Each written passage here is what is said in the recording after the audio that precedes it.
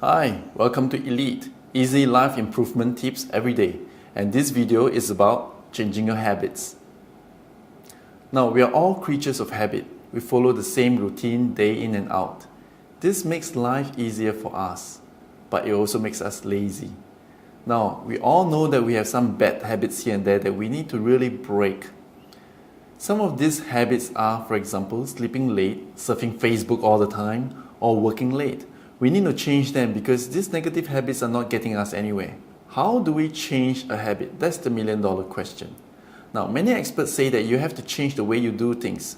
I prefer to use a new habit to replace or break the existing one. For example, if you realize that you have an urge to join the rest of the people to have a smoke break at 5:30, now introducing a new habit to replace that habit can help. For example, you may want to ask if you can come in earlier and leave slightly earlier, about 5 o'clock. So your smoking at 5:30 is disrupted. So the keyword today is use a new habit to replace the existing negative habits that you have.